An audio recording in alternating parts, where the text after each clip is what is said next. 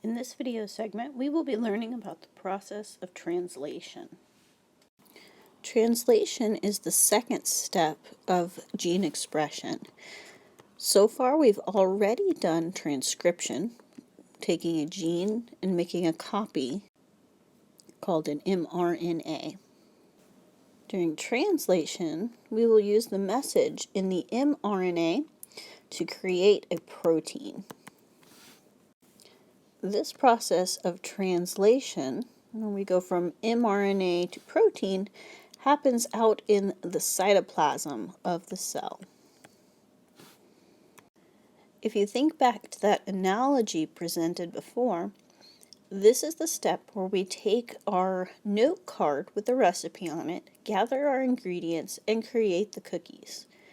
So the note card is like the mRNA, the ingredients we will see in a minute, and our protein is going to be like the cookies in our analogy. For translation to occur, several things have to be present in the cell. First, we have to have free amino acids floating around. In our diagrams, the amino acids tend to be represented by these circles. There are 23 different amino acids. We will also see tRNA molecules or transfer RNA molecules. These will be attached to an amino acid, and we'll talk more about their structure in a moment.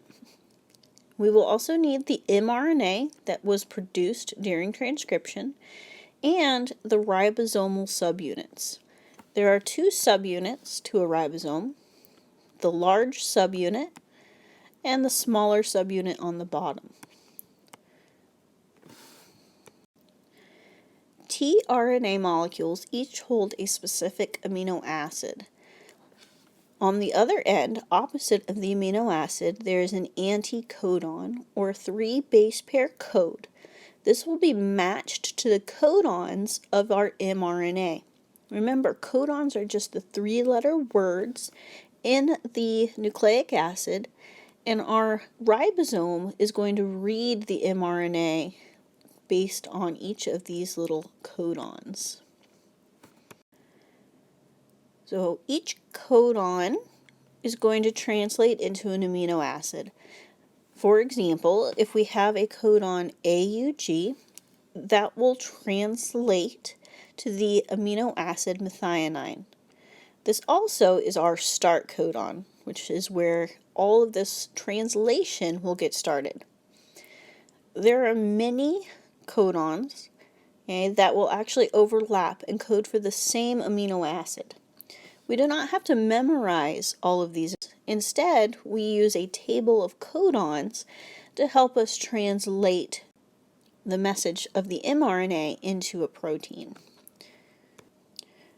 We can use our table of codons to find the start codon mentioned in the previous slide. The letter in the first position of our codon can be found on the left-hand side of the table. So in this case, it is an A. The letter in the second position will be across the top of our table. In this case, a U. So we will look down this column and look over here in this row. And then we can look for our third letter in the codon, and that will be on the right-hand side of the table. Or you can just look down the row until you find the one you're looking for. So again, we see here that AUG codes for the amino acid methionine, abbreviated MET. The process of translation has 3 steps.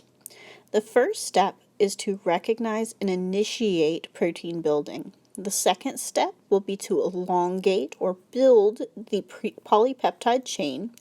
The third step is termination, where the whole process ends. The first step of translation is to recognize and initiate protein building. During this time, we will see that a ribosome will recognize and assemble around the start sequence, or start codon, of the mRNA. This process starts with the small ribosomal subunit, which will help scan the mRNA, When the start codon is found, the small ribosomal subunit and a tRNA that matches AUG will bind to the mRNA molecule. Once that is complete, we will see that the large ribosomal subunit will join and attach to the small subunit. Once the two pieces of the ribosome are attached, we're ready to move to step 2.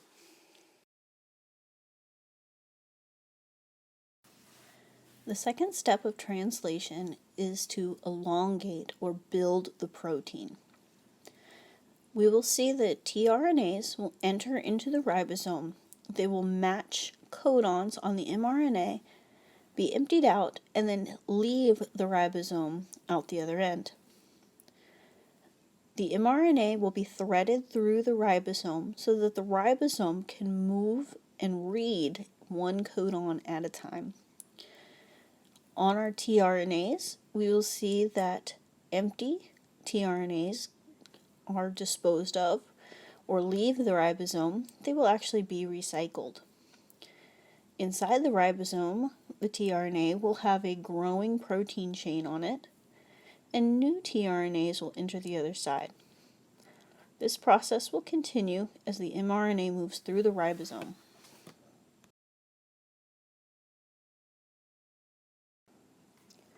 Here is a segment of our mRNA. Let's take a moment to practice translating this code into amino acids.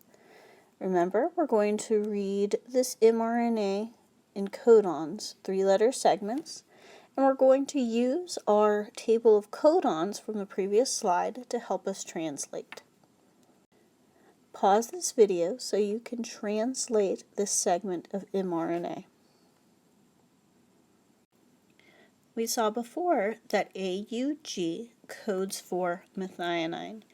We can again find that in this table of codons, and we see right here methionine is our start codon. The second codon, GCG, codes for alanine. To find that, we can find our first letter, the G, on the left-hand side of our table.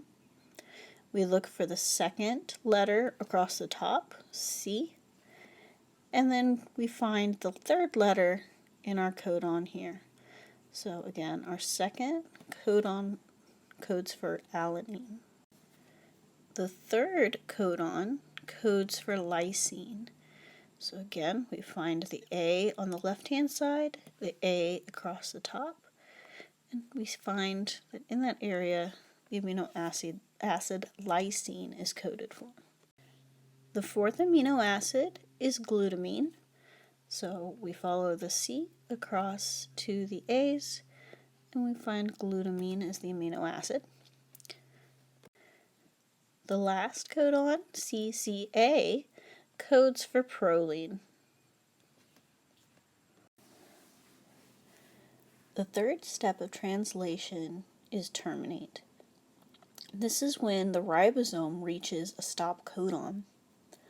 The stop codon causes the entire complex to release and fall apart. At this point, the protein may be complete or it may need some more folding. When the stop codon is reached, the mRNA will separate. It may be translated again or recycled. The large and small subunits will go their separate ways, and we will also release that protein into the cytoplasm. In this video, we have looked at translation, how our cells take mRNA and translate that code into a protein.